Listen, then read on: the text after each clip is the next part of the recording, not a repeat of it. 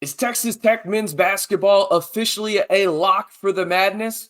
We're just 3 weeks away from Selection Sunday, and in today's video, we'll look at some of the key metrics for the Red Raiders and where they currently stand, while also looking at the overall arching theme of the Big 12 and how many teams could potentially get in from the conference. Plus, is Texas Tech favored in every game remaining on their schedule? Well, according to one bracketology source, that answer is yes. Hey, how's it going, everybody? It's RC Maxfield here for the Back to 12 podcast. If you haven't already, be sure to like the video, hit that subscribe button, and turn on that notification bell and join 9,500.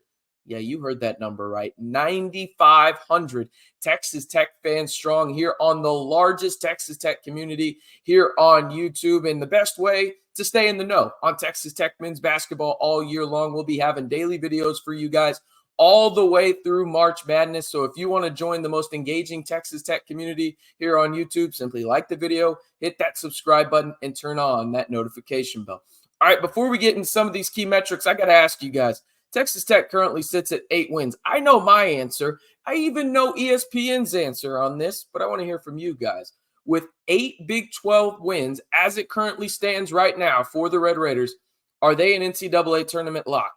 Simple Y for yes or in for no. Let me know down on the pinned comment below. All right, let's get into this in terms of some of the key metrics for Texas Tech and where they're at right now. KenPom has Texas Tech at 25th.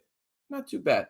15th best adjusted offense. If I would have told you that a couple years ago when Texas Tech was in that prime defensive run, well, you would have probably picked them to win a national championship, if we're being honest, with that adjusted O. Now, you also look at this, the net rankings. Texas Tech comes in at 27th. Then you look at the T rank, Bart Torvart, 27th. BPI, Basketball Power Index, which brings just cumulative data together and really trying to give you the best, most accurate projection possible. Texas Tech comes in at 27th. Now, this is where it gets fun. Bracketology. I know some people in the comments are going to be like, oh, they're just speculating, RC. Nothing's for certain. Let's just wait until the bracket comes out. That's no fun. Let's look at where some of these bracketology experts have Texas Tech going right now. Again, you want Texas Tech in the South region, and that is exactly where 2 of the major bracketology outlets have the Red Raiders projected at this current moment. Both ESPN and Bracketville have the Red Raiders as the 6th seed in the South region, matching up against the 11. Now, ESPN has Texas Tech either playing Butler or Gonzaga. Those are the 2 play-in teams up there in Dayton. The game would be in Memphis. Obviously, it would be in the same destination since Bracketville has the Red Raiders as the 6th seed in the South region, but that would be against the 2 play-in teams of Providence or Seton Hall. It's very interesting in that regard. Now, CBS Sports, I'll be honest, they have been the most fluctuating bracketology outlet for the Red Raiders. They had Texas Tech as high as a 4 seed at one point. They've had Texas Tech on the bubble. This is all within the past really 2 weeks, okay? They currently have the Red Raiders as a 5 seed in the Midwest region, facing off against the Spiders of Richmond up in Pittsburgh. Now, I will say this for the Red Raiders, and this is from ESPN's Joe Lunardi. He even said on a broadcast not too long ago, with their 8 wins, Texas Tech is a lock for the NCAA tournament in his estimations. Now, I would agree. I even thought with 7 they were probably in, but 8, that's a chokehold on a spot in the NCAA tournament.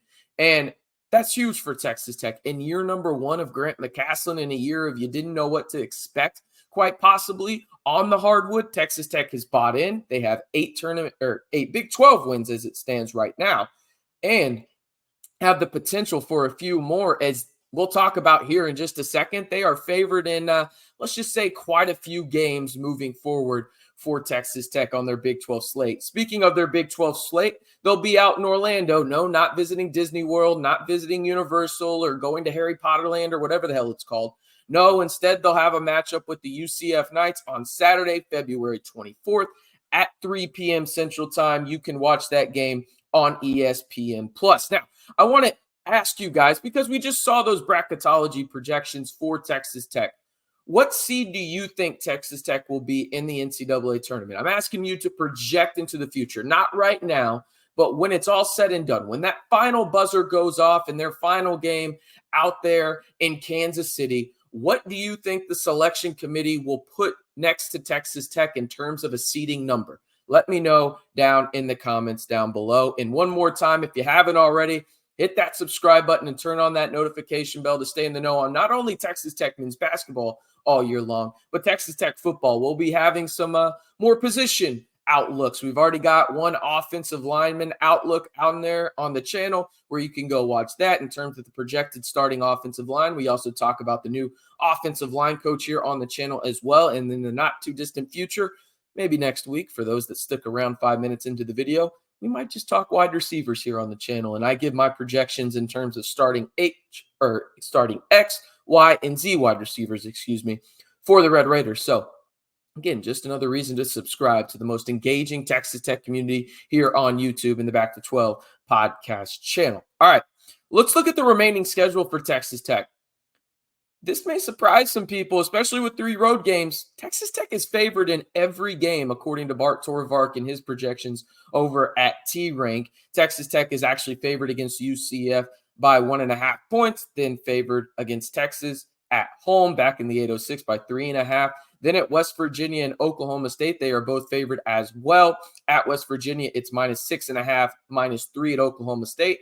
And then on senior night against Baylor, as it currently stands right now, Texas Tech is 2-point favorites over a top 15 Baylor Bears squad. Now, the Red Raiders being favored in all 5 of their remaining Big 12 games, according to Bart Torvark, is super interesting to me because, again, 3 of them are on the road, and we know how difficult it is to win on the road in the Big 12. That said, this is the most favorable schedule for Texas Tech, and there's a realistic possibility here.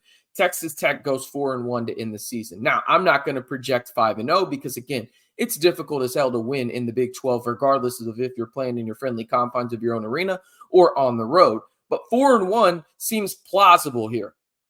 Okay, and the metrics bear that out. Now, if that happens, we're talking about Texas Tech being on that potential 4 line, maybe even as high as a 5 seed in the NCAA tournament in terms of going where they want to, which would obviously be the South region. And speaking of really just March Madness as a whole and projections and bids and everything like that, Texas Tech has theirs squared away. The Big 12, however, has 9 according to each of the major outlets, and that is obviously ESPN, Bracketville, and CBS Sports. So big time stuff right there for Texas Tech in terms of it looks as though they have a firm lock on an NCAA tournament bid, and that is something that I personally didn't know if was going to be possible in year number 1 of Grant McCasland, but give credit to those players for buying in, and obviously the coaching staff for putting those guys in the proper position to succeed. And this is after Texas Tech is fighting through 2 major injuries, right? You think about it from the Devin Cambridge standpoint. He's been out a while. Then you got Warren Washington. He's missed multiple games due to the flu and now a foot injury. Texas Tech, man, they just find a way to win. That's what Grant McCasland does at each and every stop that he goes to. But once again, at the bottom of your screen, you can see it real quick if you want to. ESPN and Bracketville has Texas Tech as the 6th seed in the South region as of right now. CBS Sports projects Texas Tech to be the 5 seed in the Midwest region against the number 12 seed Richmond Spiders in Pittsburgh. Texas Tech would either play in the ESPN scenario, Bracketville scenario, the winner of a play-in game up in Dayton. Before, some of those teams mentioned are Butler and Gonzaga, Providence, and Seton Hall. That game would take place in Memphis if that's where Texas Tech does inevitably end up.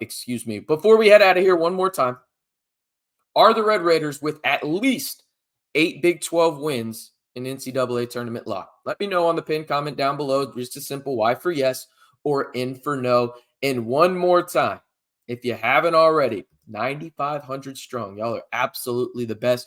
Join the most engaging Texas Tech community here on YouTube by simply liking the video, hitting that subscribe button, and turning on that notification bell to stay in the know on Texas Tech men's basketball all year long right here on the Back to 12 podcast channel.